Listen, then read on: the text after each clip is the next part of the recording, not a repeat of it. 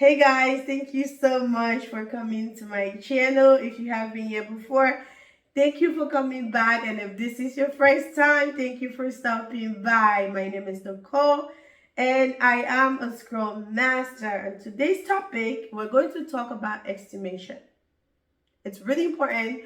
That's why I'm doing this video for you guys, because I know a lot of people are struggling with estimating user stories and a lot of people need some help. So I'm doing this video and hope it helps you so you can help your team to be able to clear any doubts that they're having in terms of how to estimate stories correctly. So what really is estimation? Estimation is the level of effort. How long it's going to take your team members to do the work. When I mean team members, I'm really referring to all the people in your team that are hands-on, the people that are taking part in the implementation. Anyone that's hands-on, the developers, the designers, the testers, anyone that's doing the actual work, right? We want to make sure that before our sprint starts, we estimate all of our user stories. All of our user stories that are going to be coming up in a sprint. We want to make sure that our team members are providing the level of effort on how long it's going to take them to complete the work. It's very important for your team members to estimate user stories because we want to know how large this work is. How large are these user stories? Are the team members going to be able to deliver the work by the end of the sprint based on the estimation on the user story? So let's say if your team is doing a 2-week sprint, right? Your team is doing a 2-week sprint. Before you go into your sprint planning meeting, you want to make sure that your team member have their refinement. You want to make sure that they also have the sprint planning, obviously, right, where they're going to plan. So the battle refinement is where your team is going to be estimating stories and also doing the sprint planning. Your team can estimate stories in the battle refinement meeting as well as in the sprint planning meeting. So during your 2-week sprint, make sure that you have at least 2 battle refinements, right? Every week, if you're doing a 2-week sprint, make sure that each of the week you're having a refinement meeting for your team members to come together. When I mean team members, anyone that's hands-on, right? They should come together. Also include the product owner and also include the subject matter experts. Anyone other than the product owner that really understand the work that your team is doing, so they can come to the battle refinement meeting so they can answer any questions that your development members may have. So during your battle refinement meeting, your team wants to go over the user story descriptions. They want to go over the acceptance criteria. Then they're going to estimate the user story, right? If they understand the story really, the descriptions really well, they understand the acceptance criteria, at this point, they should be able to tell us the level of effort on how long it's going to take them to deliver this work, right? So it's a combined effort. Your development team members, right, have to estimate, including your developers, your testers. Like I said, anyone that's hands-on, anyone that's doing the work needs to provide the level of effort. They need to agree on how much effort is needed on this user story, right? So if the developers say how long it'll take them to do the work, how much effort they need, the testers also need to say how much effort they need. The team members need to come to an agreement and agree that this user story is going to take us maybe 1 point or 2 points or 3 points, but it's a combined effort that they need to agree on. So what is estimation based on? Estimation is based on pretty much the volume of the work, how large the work is, right? How large the work is. We need to be able to know how large the work is. If the work is too large, then the team needs to split the work. We also want to know the complexity of the work, right? Estimation is based also on the complexity of the work.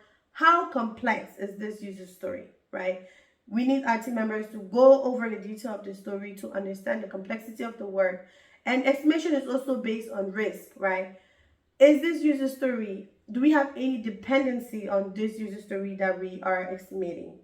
If we do have dependencies, what story is this story depending on? We need to identify that story that our story is depending on, so that way our team member story doesn't get stuck in the middle of the sprint, right? Also, we estimate story based on uncertainty. What are the unknowns? What are the things that the development team members don't know at this point? So estimation is based on the volume of the work, the complexity of the work, risk, and obviously uncertainty. So based on all of this, the team members should be able to come up with a level of effort on how long it would take them to deliver this work. So it's really important again to estimate, because you want to know if the team is going to be able to deliver this work at the end of the sprint or not. If the work is too large, we want to educate them to break down the work. So there are different techniques I have used in terms of estimating stories that I have educated my team or teach them how to estimate, because you don't want to assume that your team members know how to estimate. It's good that when you join a new team, set up meetings with your team members, get to know them, and one of the questions you should be asking them is, do you guys know how to estimate? Do you know how to estimate user stories, right? Or what method of estimation are you guys currently using in this team to estimate stories? You're doing this just to know if they know how to estimate stories correctly. If they don't know how to estimate stories, this is a chance for you to maybe set up a meeting so the team can revisit their estimation techniques, or maybe for you to introduce them estimation techniques, because maybe they just don't know how to estimate stories. I've actually worked in a team where they did not know how to estimate stories, so I had to introduce them the techniques that I had used, which is the planning poker technique with the Fibonacci sequence, and I've also used the t-shirt sizing method of estimating stories. There's so many other methods out there for estimating user stories, but those are the ones that I have used. I know you guys have probably maybe heard of other things, but guys, there's so many. Just do your research, whatever works, whatever method you really understand really well, that you can really educate your team, please do go ahead and do that. That's fine. But the ones that I've used, like I said, is the planning poker technique with the Fibonacci sequence, and also the t-shirt sizing. Remember, all of these estimations are relative estimates, right? They're relative estimations that your team members are doing. So with the t-shirt, with the planning poker technique and the Fibonacci sequence, so these are the poker, right? It's the cards, right? These are a deck of cards that has numbers on them. The numbers are the Fibonacci sequence are the numbers, right? And those numbers are story points, right? Each of those numbers are the story points that our team are going to be estimating those stories to. So the numbers, right, the Fibonacci sequence can go from 1, 2, 3, 5, 8, 13. It can get very big. It can keep getting bigger and bigger and bigger. But the bigger the number gets, it just means that the story is going to require a lot of effort for your team members to do. It's going to require a lot of effort for your team members to be able, by the time they achieve this work, it's going to take them a lot of time, right? So let's say you are working, or the team is working on a 2-week sprint.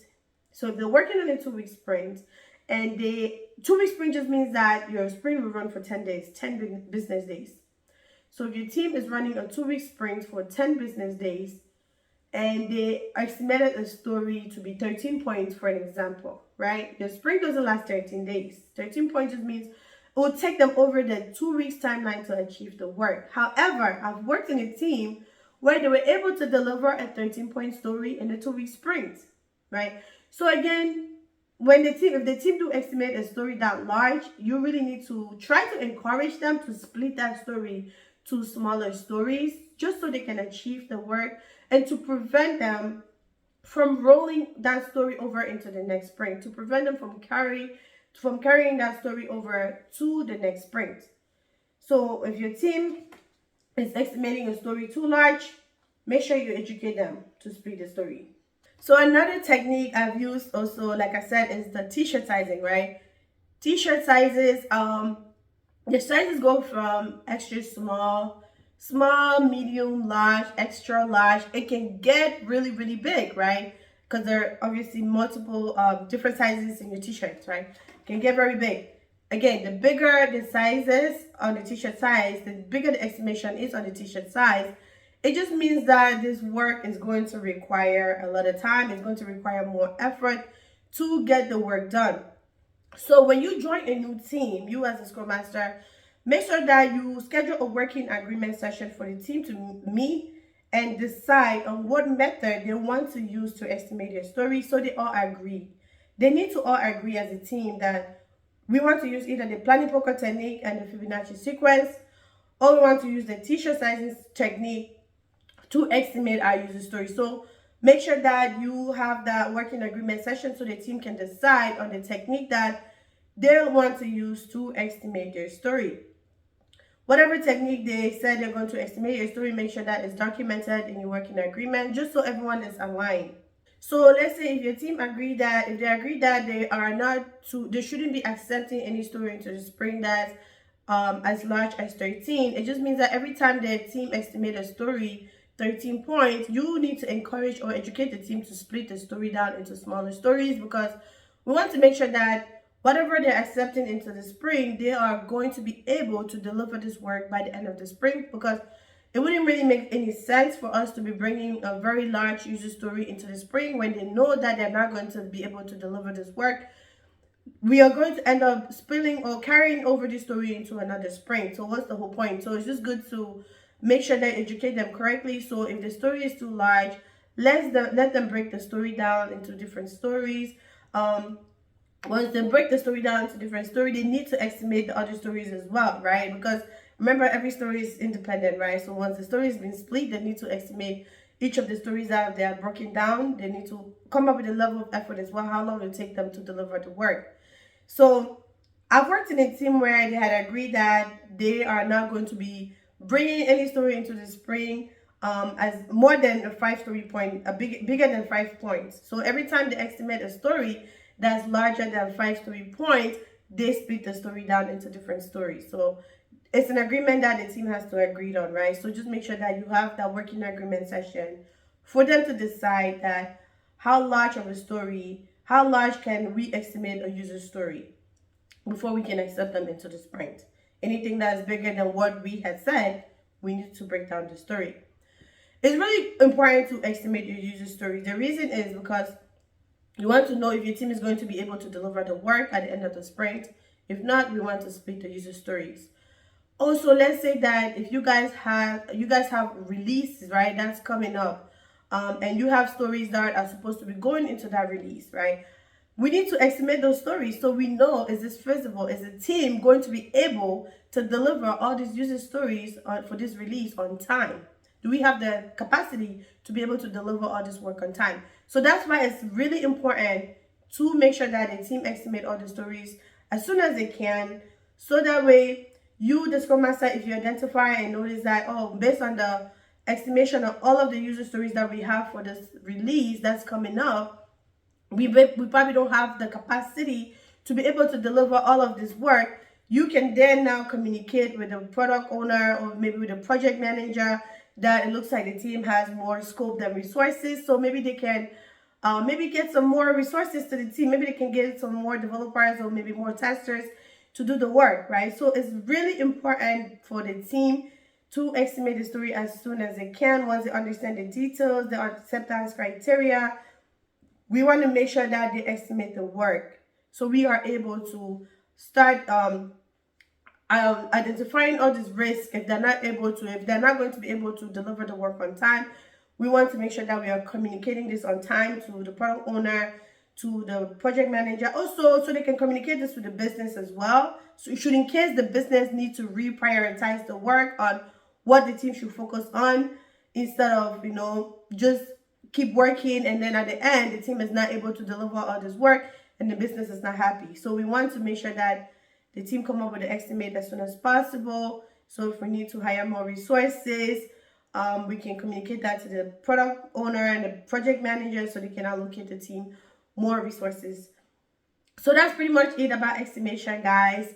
Again, if you do have any other topic, you can email me at Nicole.agilepractitioner@gmail.com, and do not forget to like, share, and subscribe. And guys, also leave your comments below if you have any specific topic you would like me to talk about. Don't forget to leave that comment or email me like I said. Thank you so much. Again, I will see you guys soon.